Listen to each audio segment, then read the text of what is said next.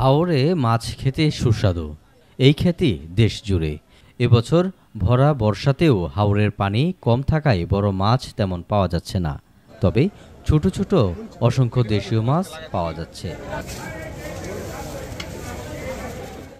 এবছর কিশোরগঞ্জের করিমগঞ্জে বালিখোলা মাছ বাজারে বড় মাছ না পেয়ে হতাশ ক্রেতারা।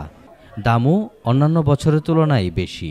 আমি গত বছর আসছি এবং তখন আমরা যেটা দেখেছি যে মাছের পরিমাণ অনেক বেশি সরবরাহ ছিল, কিন্তু এখন সরবরাহ অনেক কম এবং তুলনামূলক দামও অনেক বেশি। হ্যাঁ, আমার মনে হয় আমাদের সরবরাহ ঘাটতিও আছে। হ্যাঁ, আগের মতো ওরকম যেহেতু আসে না, আর আমাদের মতো লোকজনের পারচেজ অ্যাবিলিটিও আমরা অনেক কম বলে আমরা দেখতে পাই।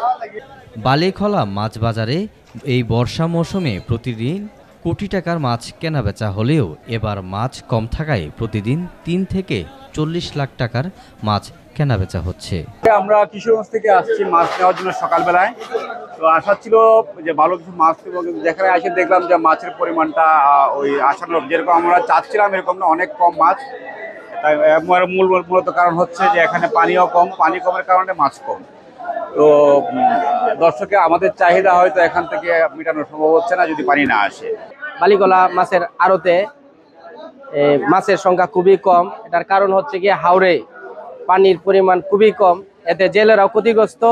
আমরা যারা আড়তদার আছি বালিখোলার সবাই আমরা খুব ক্ষতিগ্রস্ত, আমরা তেমন লাভবান না। হাওরে মাছের পরিমাণ বৃদ্ধিতে ১৪টি স্থায়ী মৎস্য আশ্রম বাড়াতে মন্ত্রণালয়ের প্রস্তাবনা পাঠানো হয়েছে। এছাড়া অবৈধ জাল বন্ধে অভিযান অব্যাহত রয়েছে। জনসংখ্যা বৃদ্ধির কারণে মানুষের ভিতরে অতি আহরণের মাত্রা কিন্তু বেড়ে গেছে। এটা আমরা যতভাবেই তাদের নিষেধ করি, কিন্তু তারা কিন্তু ওটা থেকে কম বিরত থাকতেছে।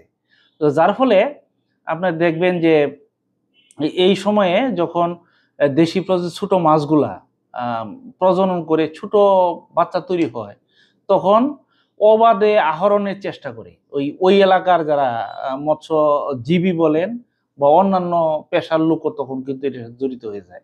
রাজস্ব ভিত্তিক ইজারা প্রথার পরিবর্তে আমরা বলেছিলাম যে উৎপাদন ভিত্তিক ইজারা প্রথা, কারণ ওই এলাকার মানুষ ওই জলমহল থেকে মাছ ধরবে, সরকারের একটা অথরিটির মাধ্যমে ওই আহরিত মাছের মূল্যের একটা পার্সেন্টেজ সরকারের কোষাগারে জমা করবে, বাকিগুলি ওনারা ভোগ করবে। এই বছরে একটা জলমহলের লিজ মূল্য হলো ৫ লক্ষ টাকা। তো ক্ষেত্র বিশেষে এটা হলো 20 থেকে 25% বৃদ্ধি পায় পরের বছর। তাহলে বছরের পর বছর বৃদ্ধি পাচ্ছে। তো যারা মানে লিজ নেয় তারা কিন্তু চেষ্টা করে যে তার লিজের মেয়াদের মধ্যে সর্বোচ্চ লাভ এখান থেকে আসো। ভরা বর্ষায় এমন কোম্পানি আর কখনো দেখেননি হাওরবাসী।